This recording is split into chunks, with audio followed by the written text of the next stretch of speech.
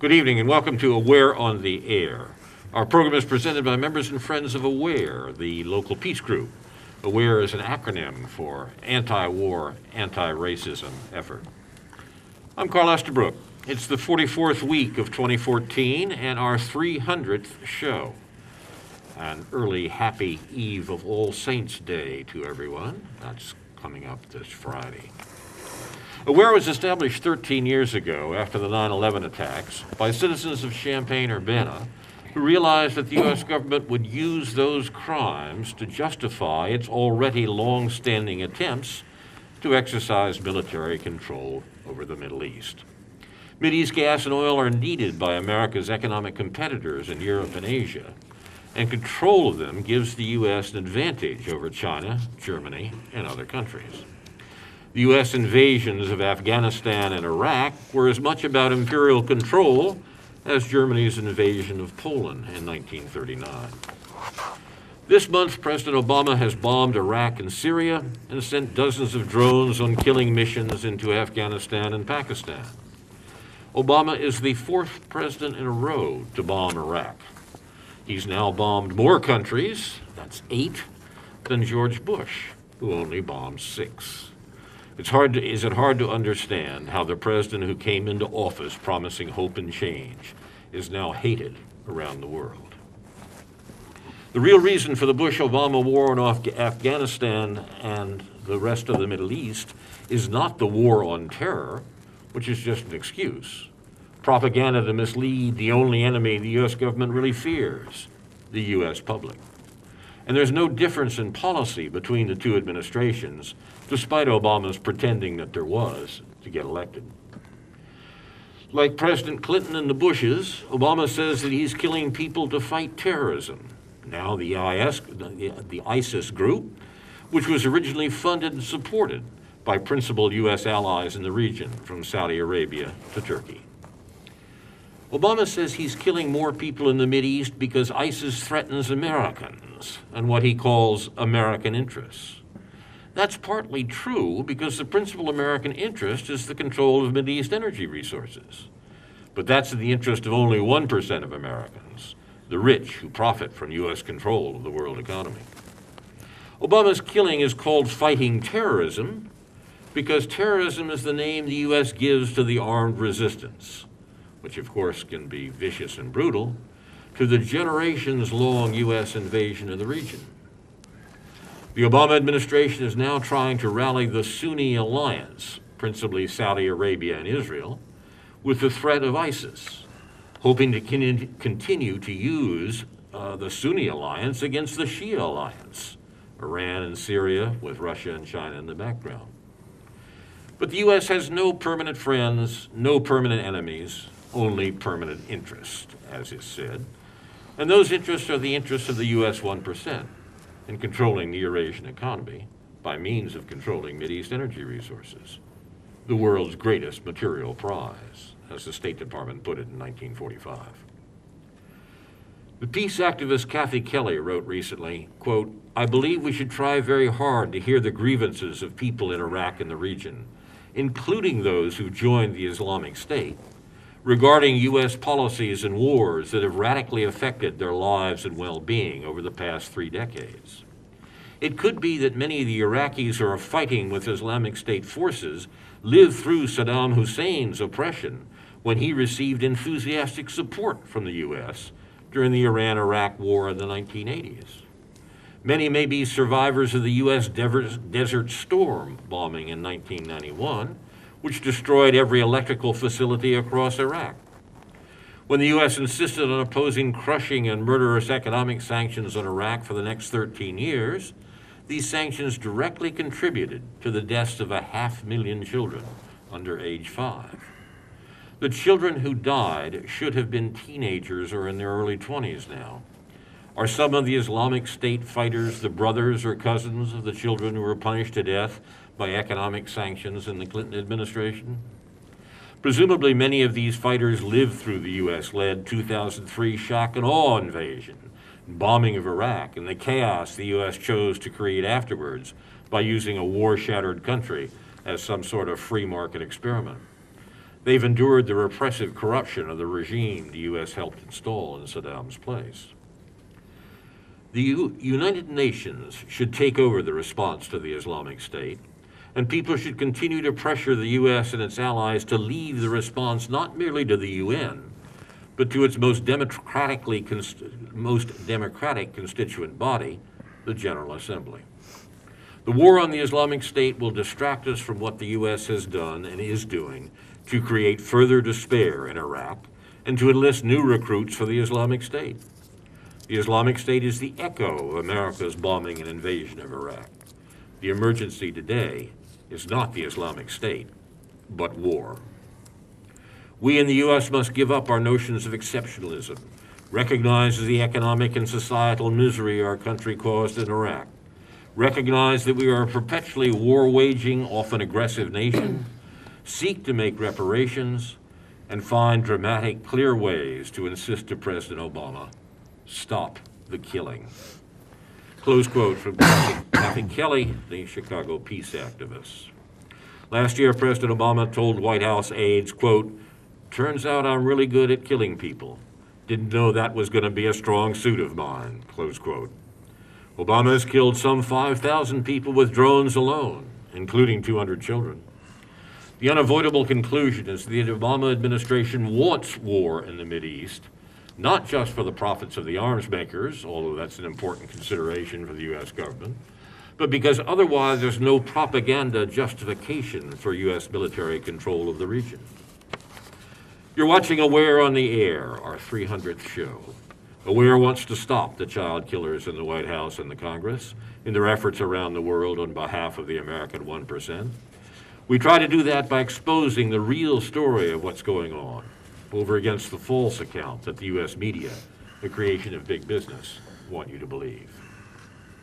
We'll challenge that false account tonight with commentaries by Ron Zoke, Karen Arab, David Johnson, Stuart Levy, David Green, and we'll begin with Ron Zoke. And I don't have your title, Ron. My title is Day of the Dead. Appropriate. Day of the Dead refers to a holiday celebrated mainly in Mexico, but in many other places. It's the remnant of a rather ancient festival, which goes back to pre-Columbian and even pre-Christian times. And it is celebrated on October 31st and November 1st and 2nd, corresponding somewhat to what's known in Christian countries as All Souls Day and All Saints Day and so on. So look up Day of the Dead in Wikipedia and you'll find a fairly substantial account of what goes on there, the taking food and treats to the cemeteries, passing around little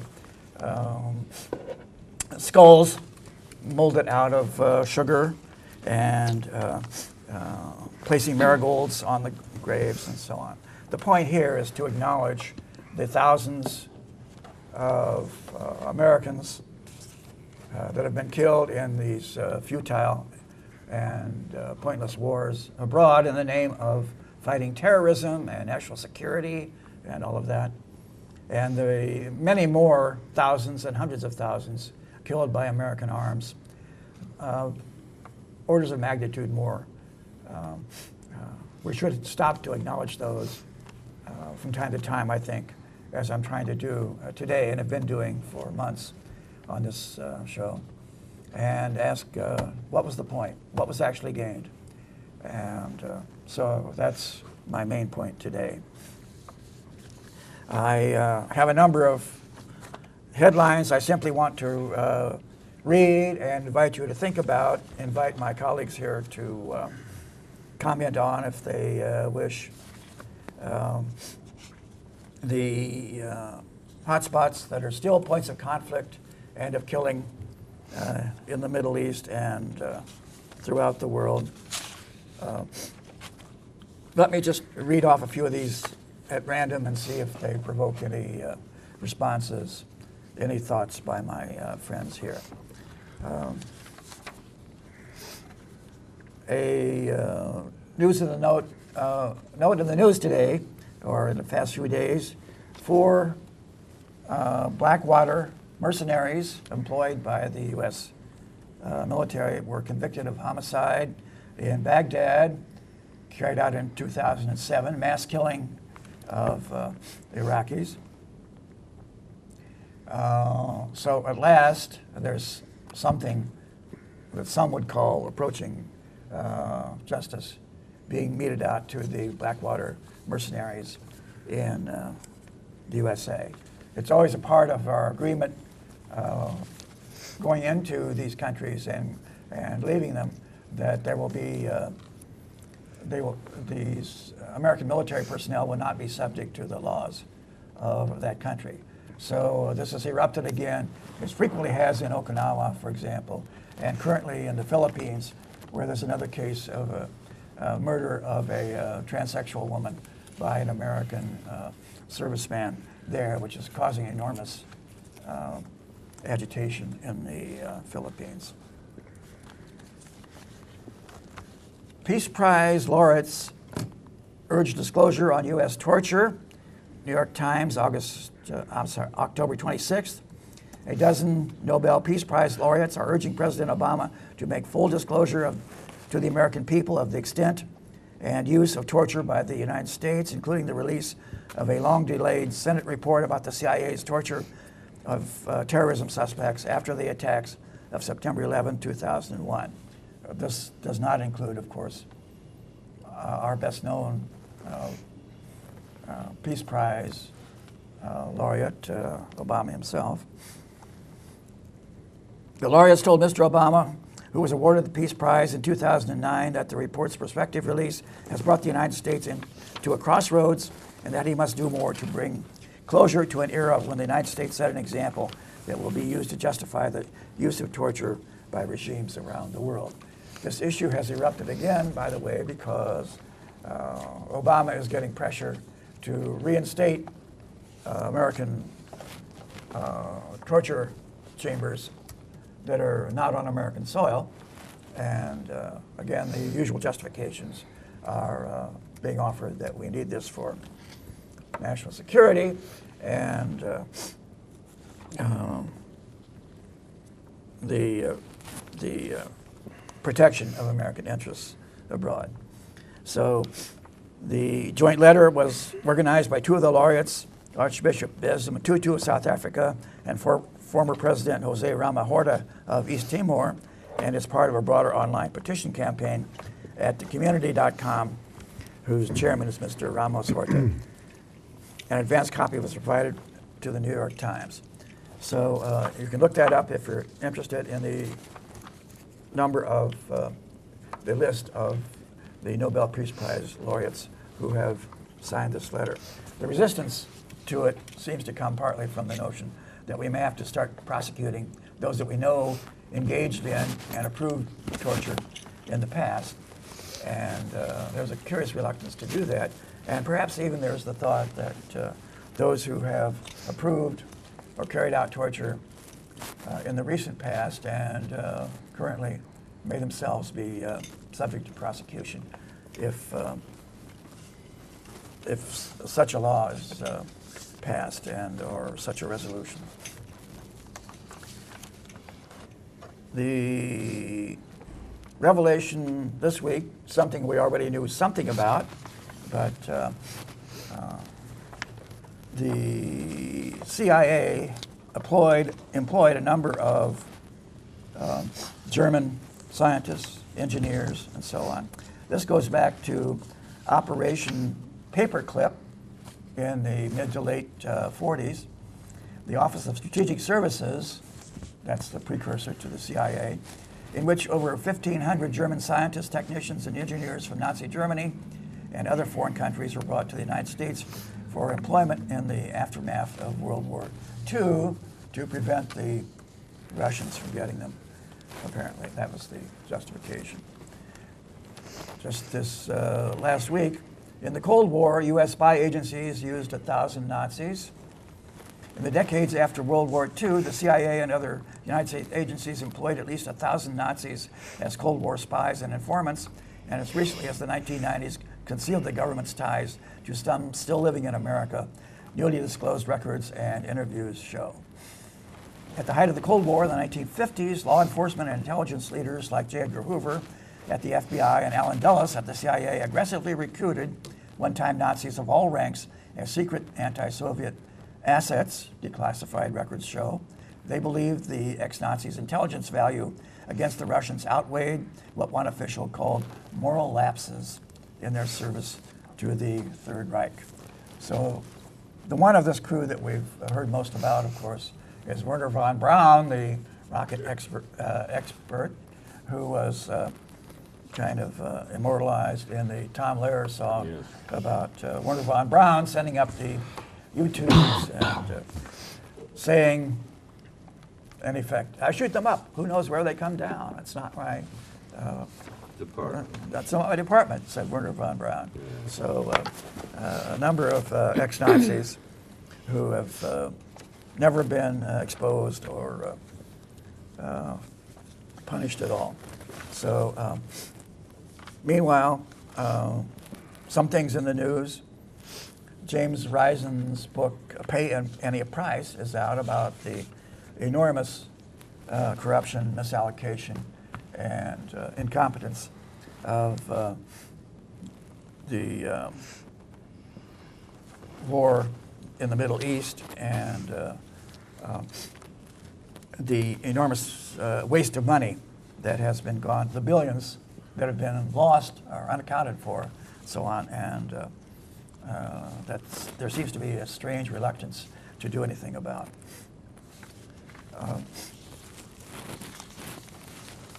In the Middle East,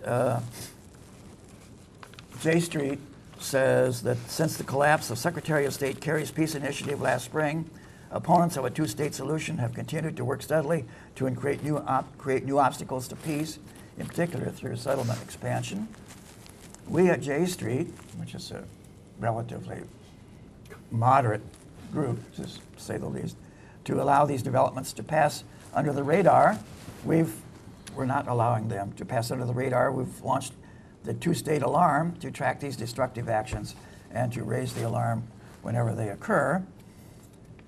They say, tell the Israeli embassy Israel must not allow segregated buses in any area under its control. Apartheid has returned to Israel. The past weekend, they saw a number of negative and distressing developments in Israel, yet more examples of how the government of Benjamin Netanyahu seems to be turning its back on the possibility of a two-state solution and steering Israeli society in a direction that will ultimately undermine its democracy. Perhaps the most worrying development is the reported decision by Defense Minister Moshe Ya'an on spurious security grounds to institute new rules that would effectively prevent Palestinians who work in Israel from returning home on buses also used by Israelis, mainly settlers in the occupied West Bank, and so on. This comes on the heels of the Israeli police locking the Al-Aqsa Mosque, one of the most sacred places in Islam. The UN chief has denounced such provocations. The Secretary General of the United States on Monday condemned what he called provocations at Jerusalem's holy sites, hours after the Israeli police said officers had locked Palestinians inside Al-Aqsa Mosque to thwart a riot as Jews visited for the holiday of Sukkot. There's been a kind of agreement that Israelis will not engage in that kind of provocation at the Temple Mount and the Dome of the Rock, but that seems to be changing now, and Israelis are becoming more and more aggressive in their defiance. Thank you, Ron. Yeah, so I'll stop there. You're watching Aware on the Air, our 300 show, our Halloween edition, and we'll go on to Karen Arrow. Okay, well, I want to talk about Indonesia. I've talked about them before, and some people may be wondering, well, why is Indonesia important to us? And I think it should be pointed out that, number one, they are the most populous nation in Southeast Asia. Number two, they're the most populous Islamic nation in the world. Number three, they have a lot of oil. And when we were invading Vietnam, we were concerned that we didn't want to do anything that would allow a communist movement to take over Indonesia. We were so concerned about that, in fact, that in 1957, President Eisenhower ordered the CIA to overthrow the Indonesian government at that time. And then we know that we were involved and complicit. I even have the names of the individuals, the Americans who were there, our CIA station chief and the State Department political officer. They had a list of people to be killed during the 1965 killing under Suharto. 2 million people were killed. Many of them were Chinese. They were labeled communist, but many were not communist. Most of them were not communist. Most were not Chinese. I mean, many were not Chinese, excuse me. But it was a real massacre. And then later years, we also had the massacres in East Timor by Indonesia. There's been a lot happening there that almost never makes it to the foreign press, certainly not the U.S. press, media. But I also want to point out that Indonesia is central to our pivot to China. And that's because the ASEAN, which is the Association of Southeast Asian Nations, Indonesia plays a central diplomatic role within them. And this is very important to the U.S. I mean, we had John Kerry was just there for the inauguration of their new president. Indonesia sits astride very key strategic shipping lanes from the Indian Ocean to Northeast Asia. So make no mistake, a lot of the things that are happening there we need to keep an eye on. Now, what is happening there? They just had an election.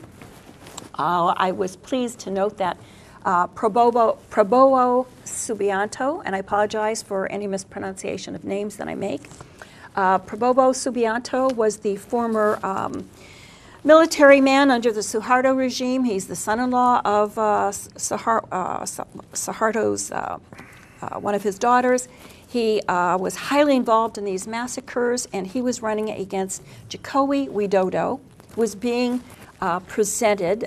He had the image of the common man, coming from more, from a different island, coming from common roots, and he was looking like the good guy, okay, representing the poor and the common man. Now, he won the election, so that sounds like good news, right? Okay, well, the only problem with that is while the the military dictator who has been responsible for many, for some of the massacres that occurred did not win. But unfortunately, Widodo is being supported also by the U.S. or by the Obama administration because he has sought to reassure international finance capital by promising that over half the cabinet positions would go to pro-market business figures and technocrats. He is planning on bringing in the IMF and the World Bank, and I think we know what that often results in. He's the fact that Wall Street Journal was supporting him. So what you have, and this is what's important for people to understand, is that politics off our shores are even far more complex than what they are here, whereby you have the old guard and you have the new guard, and then you have these new people that are being cleaned up and polished off and presented as being good guys. So we'll see what happens with that.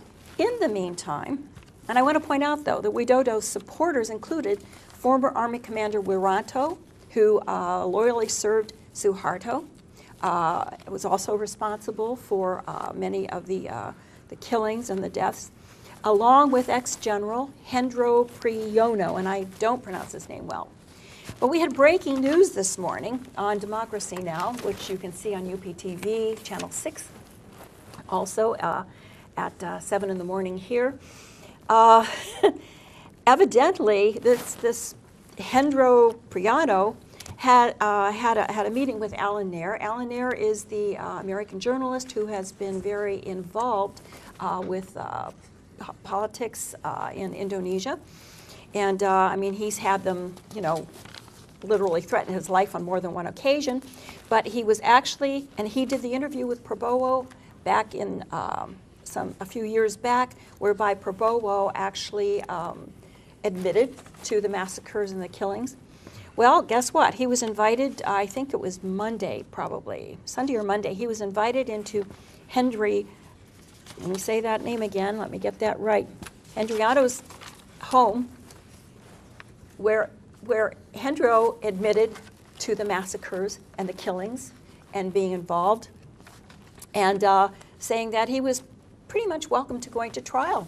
And, and so, I mean, this is absolutely shocking. But I have to tell you, what is most shocking is that it's going to implicate the Pentagon, our intelligence unit. It's going to implicate the CIA if this occurs. And while many people are very positive about this, they're still in shock. You also have to wonder if it's just going to be a monkey trial, meaning that just for looks, and if he'll be found innocent, who knows? I mean, we don't really know what's happening, but that was the breaking news this morning, and it's shocking. It would be nice if they actually could try these criminals, and bring them all to justice. We'll see what happens. But that was quite a shock this morning on the news. But Indonesia is definitely a place to watch, and sometimes it's very disturbing when you come to realize that, you know, when they control the elections the way they do, you don't get a good guy and a bad guy. Most of the time, you get two bad guys, and people end up voting for the lesser of evil. And so what's going to happen, because Widodo is supported by the military as well, but it's a particular faction of the military and a particular faction of the elite, and you've got the international communities just waiting like vultures to dive in. And it's all about China. They've actually set up a military base now on Tuna Island, which they're claiming it's a sovereign Indonesian island, and they're claiming that it's being disputed with China. I don't know what China is saying, but the Indonesian government has set up or military has set up a military base there. And Widodo is going to increase military spending significantly. And he's going to build up the Navy and the Air Force. I'm wondering who he's going to buy his military weapons from. Gee, what a shock. So let's see what happens there. Thank you very much, Karen. You're watching Aware on the Air, and we'll have time at the end of the hour for some comments on the things that have been said so far. We'll press on now to our colleague David Green with some comments on Adventures in Illinois Scholarship. I'm here today to talk about Carrie Nelson, who has a book out, collection of 30 articles by various people in opposition to the BDS, the Boycott, Divestment, Sanctions Movement. Jim Dye interviewed Carrie Nelson for a column that was in the local newspaper this past Sunday, in which Nelson claimed, I'm reading from the article, Nelson said with an air of understatement that, quote, BDS supporters tend not to be civil, unquote. Quote, they do silence people. We're certainly seeing people silenced on this campus, end quote, particularly in the humanities departments, he said. Then he's quoted again by Jim Dye. I advise caution to young faculty members who don't agree with the politically correct anti-Israel consensus in the humanities on campus, end quote, Nelson said. Nelson, at the end of this article, he is asked, he's going on a book tour to promote this book, and he's asked by Jim Dye whether he's going to speak on this campus, and he says, the last sentence in this column, quote, I think it's the last place in the country for an anti-BDS talk, he said. Pro-BDSers don't want to give me an opportunity, and the others are afraid to do it. Wow. This is a familiar tactic, and the most recent in a series of familiar tactics by the supporters of Israel and the Israel lobby and the apologists for Israeli crimes, to claim that they are the ones being victimized, to claim that they are the ones being silenced, to claim that they are the ones who fear for the atmosphere on campus. And I can't say any more strongly that this is just, whether locally or nationally, this is absolute bunk. And what shows it's absolute bunk is that there's never any specific instances pointed out in which pro-Israel supporters can ever claim that their views can't be expressed on college campuses, since they always are, and very much embedded in the institutional environment on college campuses. Now it's true, there are opposing voices. Those voices, by and large, speak truth. It's too bad, in a way, that Carrie Nelson is able to exploit the topic of BDS, which is simply a tactic in this very justified movement, because as a tactic, it can be criticized even from people within the movement. But the basic context in which this movement is taking place can't be of any doubt to informed and moral people. The comment that I wrote, and this is a little spontaneous in terms of the way I wrote this, that's on the News Gazette website under this article. I'll just read a couple of excerpts just to reflect on my own history in this conflict locally. In May, this past May, I attended a perfectly civil debate at the Illini Union about BDS, sponsored by AAUP, with Robert Warrior, pro-BDS, and Richard Ross, a law professor, con. Carrie Nelson was in the small audience. I wrote about the event in a column that appeared in the News Gazette subsequently. Nelson had his say at this event, and so did others, including me. That's me. The BDS movement and SJP, Students for Justice in Palestine, have no record of being uncivil or intimidating to anyone. I've attended their events, and in one case spoken at an event. Ahmad Hamdan, the current leader of SJP, is absolutely fair and respectful in his demeanor. I also refer to the fact that there was an event last Thursday at the Independent Media Center where an English professor, it wasn't a pro-BDS event, but it was a pro reinstate Steven Saleta event. And this guy spoke about it. He spoke about it in terms of mainly in terms of Jews coming to an understanding that Israel does not represent their values. Carrie Nelson was there. He was in the audience. He would have had a chance to speak and to be heard if he had chosen. He chose not to. And also, just let me say on behalf of AWARE, what the history of the discussion of the Israel-Palestine conflict in this community has been for the 16 years that I've been here, is that I can recall precisely two events in which genuinely diverse views were heard on the same panel. One was in 2002 at the Urbana Middle School at a teach-in sponsored by AWARE, which I moderated two people representing the quote-unquote opposite sides of this conflict.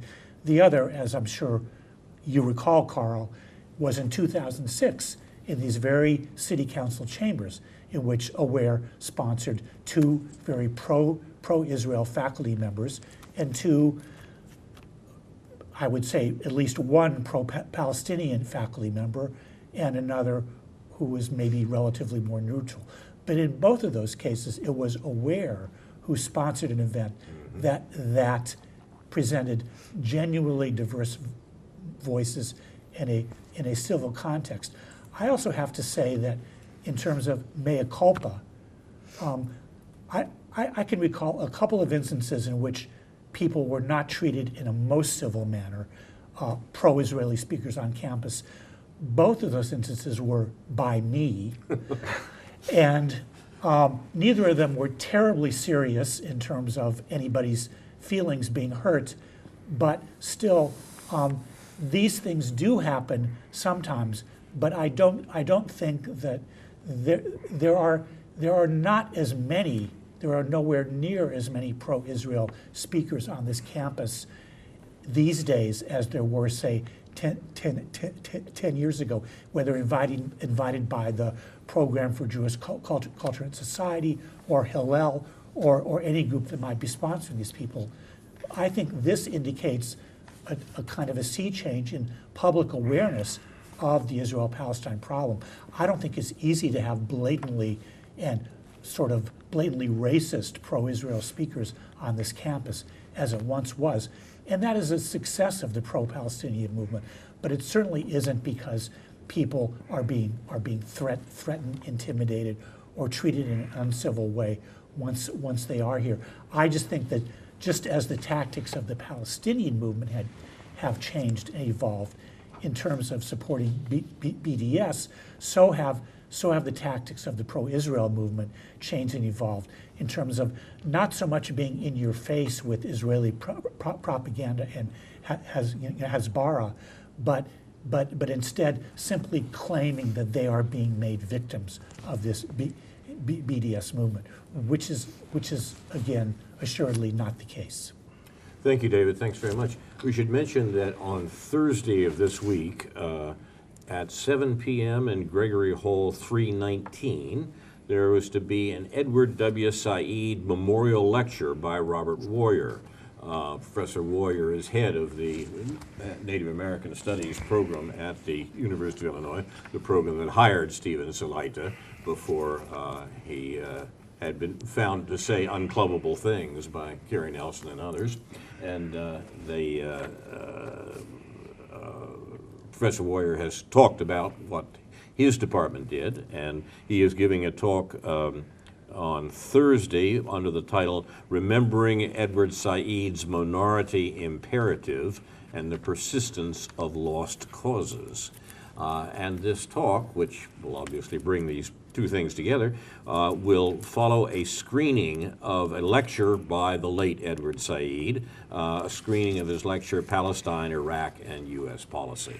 That's Thursday at 7 p.m., Gregory Hall 319, and sounds indeed a worthwhile contribution to the discussion David was talking about. You're watching Aware on the Air, and we'll go to our friend David Johnson. Okay. Today, briefly here, I'm wearing a Guy Fawkes mask, which of course was a symbol of the Occupy movement back in 2011. Guy Fawkes was framed, originally, but that's another issue. Indeed.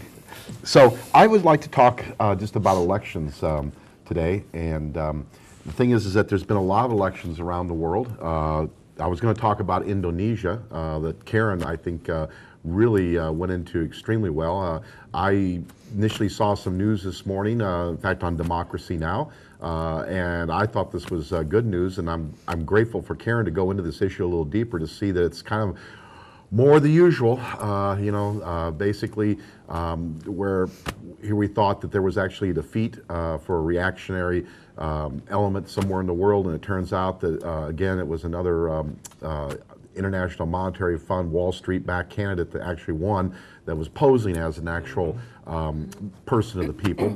So interesting, though, that Barack Obama grew up in Indonesia. From basically, he moved there when he was about 5 years old with his mother, who married an Indonesian colonel 1 year after the coup in Indonesia that Karen described, in which 2 million people were murdered, where he basically went to private Christian schools, and pretty much his whole childhood and adolescence was spent in Indonesia. Just an interesting side note there.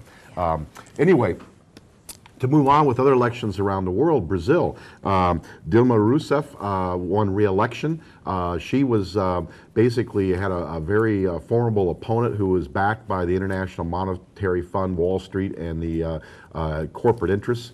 She beat him 51 to 48%, and I guess that's pretty much good news. I have some criticisms about Rousseff, especially what happened recently with the World Cup event, but it seems like, of course, that she was probably better to win than the other candidate as far as the Brazilian people are concerned.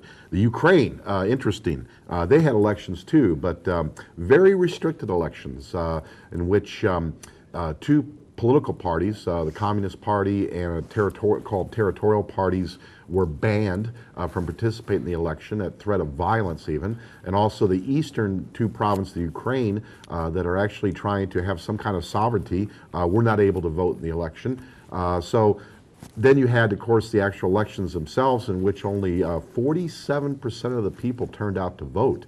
despite all these restrictions and the low voter turnout, it seems like the far-right and neo-fascist parties lost votes and seats in the parliament. So interesting that occurred despite of all these things. And finally, there's here back in the United States, next Tuesday, we're supposed to go to the polls and vote. And it's really a sorry state of affairs because, as usual, for more races than not, we're presented with the usual alternatives of bad and worse. And there's no race more typical of that than the governor's race here in Illinois. The current incumbent Democratic governor, Pat Quinn, who basically has attempted to rob state employees' pensions. We're supposed to support him despite this. And running against basically a very right-wing billionaire who's got some pretty extremist views on how to run the state of Illinois. Again, choice of bad and worse. I mean, this has been going on for I don't know how many years, going into the decades, to which we don't have much choice. Our choices are so restricted. And I think there's lessons to be learned about this. And in other words, even with this problem we currently have, that there are options. You can pretty much go to the polls since the Green Party was prevented from being on the ballot this year in Illinois for state races, with the exception of one U.S. congressional candidate in the 12th congressional district up in the Chicago area. Really, the Libertarian Party is the only third-party candidates on the ballot besides the Democrat and Republicans. So basically, in any election, there's always choices, although they're restricted. I mean, you don't have to necessarily vote between a Democrat and Republican. You can always vote for a third-party candidate, or you can simply abstain from a particular candidate race. I'm going to be doing a lot of that on this ballot this year, I'm afraid, here in Illinois. About the only election candidate that I'm kind of somewhat enthusiastic about is the Carol Ammons campaign, which is here for state rep. And I think this is kind of a key to what we need to do to try to turn this dynamic around in our favor. And that's basically is working people of principle have to start running for local elections. And I mean, you could do it, and I think there's a two-pronged strategy to this. I think these principled working people need to run in the Democratic primaries, but at the same time, we need to hedge our bets, just like these major corporate contributors do by donating to both the Republicans and the Democrats, is that we need to build a third party at the same time as we're trying to basically encourage principled people to run in the Democratic primaries. This way, if the corporate interests beat our primary candidates, we've got another option in the general election to turn to a third party to vote for.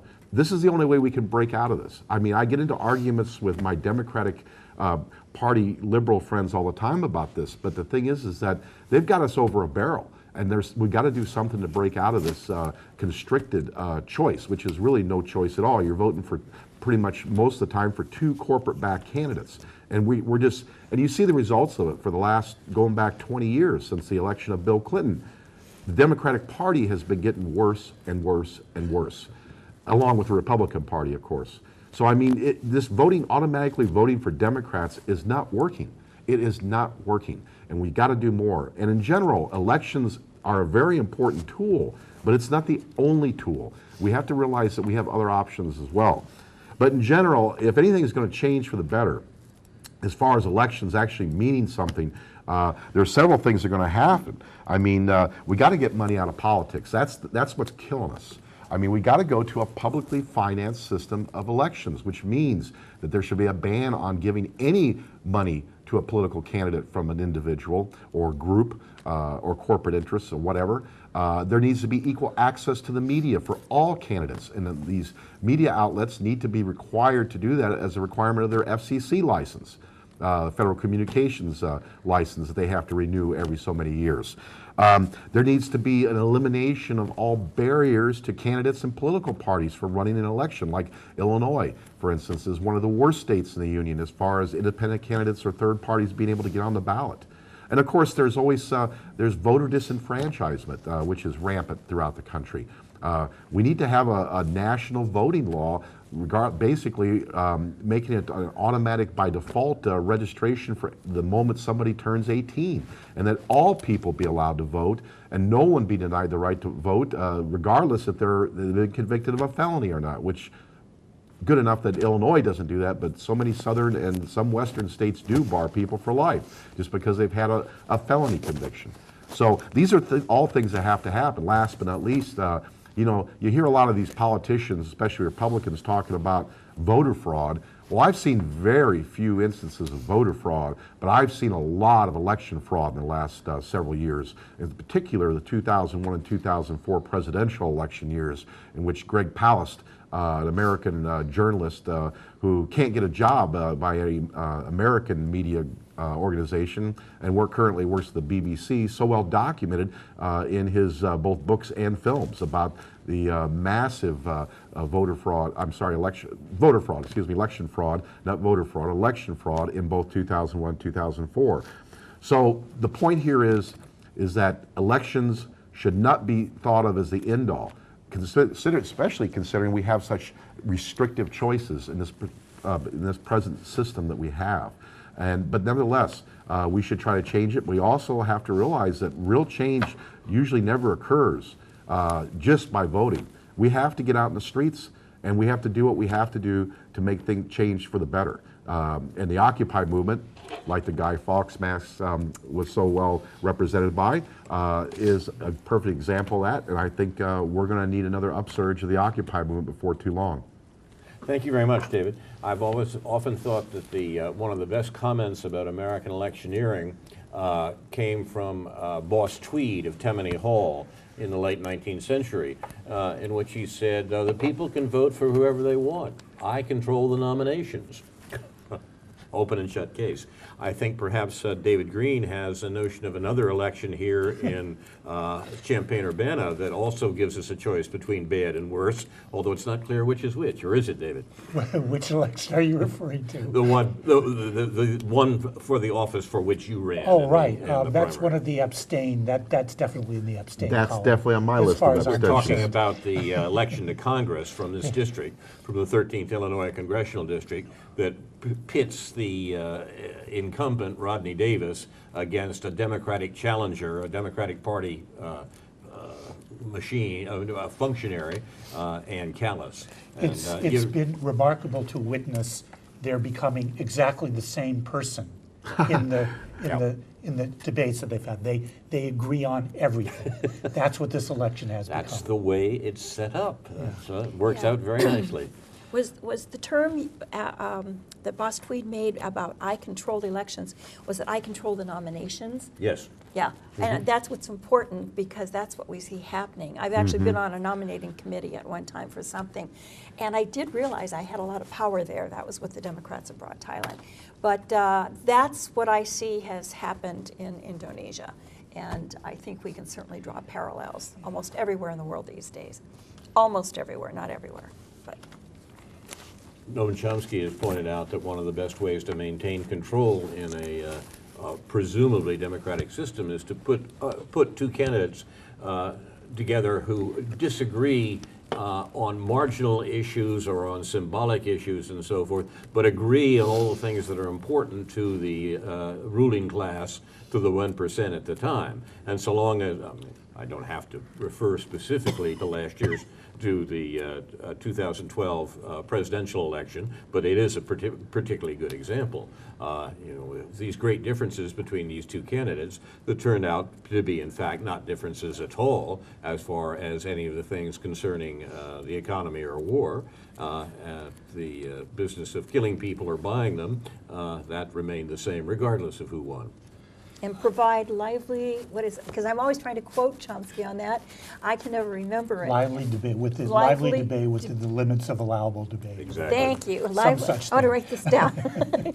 Provide lively debate. I wanted to follow up, Ron, on your reference to the Nazis, to the Nazis who have all died by now, becoming known that they were Nazis, which I'm sure was well known for a long time and could have been explored 10 years ago or 20 years ago, or 30 years ago or 40 years ago. I just want to note here, because I happened to read that article this morning in the New York Times, as if it was revelatory. Yeah. I just want to say that you can't, if you've thought you've seen the most hypocritical, outrageously hypocritical series of facts or events, you really can't outdo the manner, when you juxtapose the manner in which Nazis were recruited by this country after World War II with the manner in which alleged former Nazis, and in many cases not even former Nazis from Eastern Europe, like John Demjanjuk, were gone after beginning in the 1980s as a part of the whole of sort of the Holocaust, what Norman Finkelstein calls the Holocaust in industry mentality. If you juxtapose those two things, I don't think you could find a better example of just the most mind-boggling, outrageous hypocrisy that you can ever find in terms of the people that were let go, the people that were hired, the people that were covered up for, versus the people that were persecuted and prosecuted on the basis of really very little, if any, material evidence, just so that the people in the Office of Special Investigations at the Justice Department could say that they were Nazi hunters. Yes, I'd like to comment on that too. Sure. You know, what's really interesting is that, prior to World War II, after Mussolini came to power in Italy in the early 1920s, and then later Adolf Hitler in Germany on January 1933, was how the country club set in the United States viewed these two. Frankly, the majority of the country club set and the upper echelons of the U.S. military officer corps thought Mussolini was just great, and had mixed feelings about Hitler, but thought that he was more probably good than bad. George Bush's grandfather, Prescott Bush, and some other American businessmen actually sent money and actual arms to the fledgling Nazi Party in the 1920s, when they were still just a sort of a fringe group that were in pitched street battles with socialists and communists. So, I mean, you got to understand this. This goes back that far. Then you fast forward to after the Second World War. I'm sorry, but not all those Nazis were rocket scientists. And this is one propaganda that they tried to claim. No, most of them were intelligence operatives or military people, mainly in counterintelligence and intelligence. As this article points out, con artists, basically. Yes. But what's real interesting was the creation of the CIA in, I think it was 1947, 48, was actually modeled on the Nazi counterintelligence agency. The Galen Network, yes. I mean, this is something that's, how should I put it? A lot of people find this shocking, but I mean, it's all true. And I think this reveals a lot going again to what this happened with the Blackwater mercenaries. They're not contractors. They're not coming to do home remodeling. They're mercenaries. They're hired murderers. Let's, terminology is important. You're a home As a remodeler. contractor, you're sensitive on this point, right, David? So, but You're the a point, contractor. but the point is that no, I'm not actually. But anyway, the point is that these four employees for Blackwater Mercenary Incorporated, just like with the Abu Ghraib scandal, you basically get the small fry underlings where the big fish who made all the policies get off. Eric Prince is sitting comfortably, where is it now? He moved abroad a couple times. I think he's in Dubai. Dubai, that's correct, with his company, which has changed names several times. He's not going to be prosecuted for anything. None of his assets are going to be seized, which they still have a facility in northern North Carolina. So again, like with Abu Ghraib, you're going to just have some little underlings that are going to be on a show's trial and take all the blame for basically following orders, if you will. I made a comment, I'm not sure whether I made it on this show previously, that Peter Lee, who had written about a lot of what was happening in China, in Beijing and Xinjiang province with the Uyghurs and the problems there, he had pointed out that, Blackwater's there and the government has hired them there. And I thought, well, that's got to be nonsense. Why would Beijing hire Blackwater? Why would Eric Prince, an ideologue, profiteer, but an ideologue, want to work for China? Well, guess what? Jeremy Scahill mentioned it on Democracy Now! Last week, that Blackwater is in northern Iraq with Chinese funding. Now, I don't have any more details than that, but I'm assuming it's to protect Chinese people because China bought up some of those oil wells. And when their people wanted to leave with the advent of ISIS coming in, they said, no, you can't leave, you have to stay there and work. So they probably hired who else but Blackwater mercenaries to protect their people, security. That's speculation on my part. Sounds But it plausible. makes sense. Yeah, it makes sense. So I thought I would correct my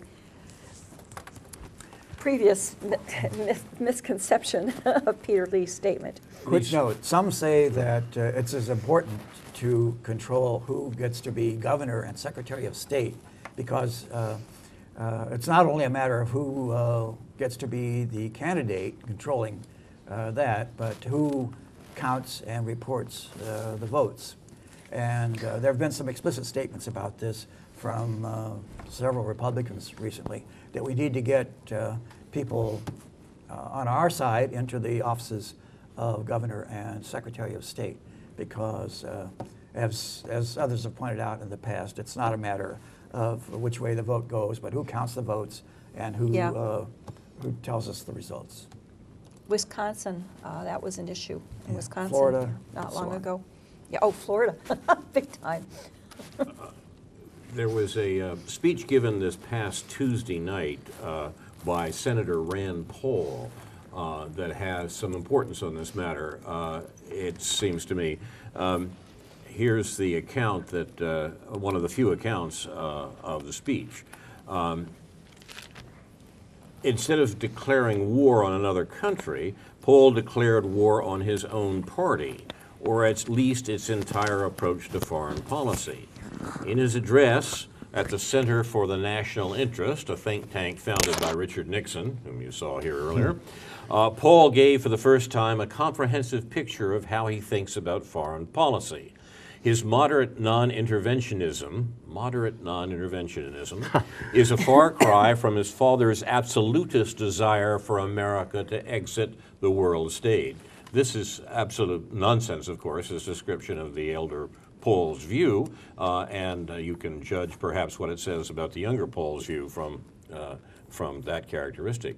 Paul's stance is light years away from the hyper-hawk neoconservatism that's dominated Republican foreign policy thinking for decades.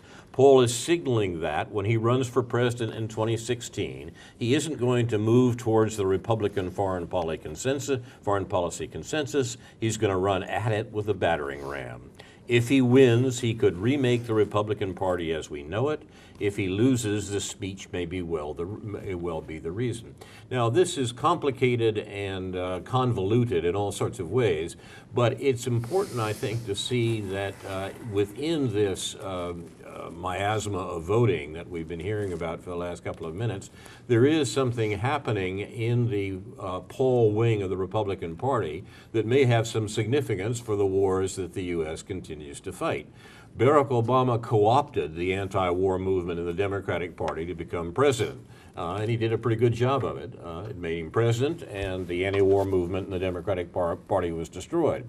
It looks like Rand Paul is trying to do the same thing in the Republican Party, because the only place there is any anti-war movement left in formal American politics is in the Republican Party. On the other hand, the non-interventionist view, which is excoriated as isolationist by right-thinking Republicans and Democrats, that view may in fact have some purchase in American society in the next presidential election if Ron Paul decides that it's a winner. You've been watching Aware on the Air, presented by members and friends of Aware, the anti-war, anti-racism effort of Champaign-Urbana, a local peace group, in the 44th week of 2014. 300th show in Halloween week. Our show is produced and directed by Jason Liggett for Urbana Public TV, thanks to whom also this program and others like it will be available on YouTube, and see our Facebook page for Aware. Finally, Aware honors those who reveal the crimes of the U.S. government, which the rest of the world knows about, but Americans don't. Manning, Assange, Snowden, and others who are being persecuted by the Obama administration. And this Saturday, the 1st of November, Aware will hold its regular monthly demonstration in downtown Champaign, corner of Main and Neal, from 2 to 4 p.m. Saturday afternoon. Now, this is Carl Estabrook for Ron Zook, Karen Evans-Levy, Stuart Levy, Karen Aram, David Johnson, David Green, and other members and friends of Aware, saying in the words of the late Edward Murrow, good night and good luck.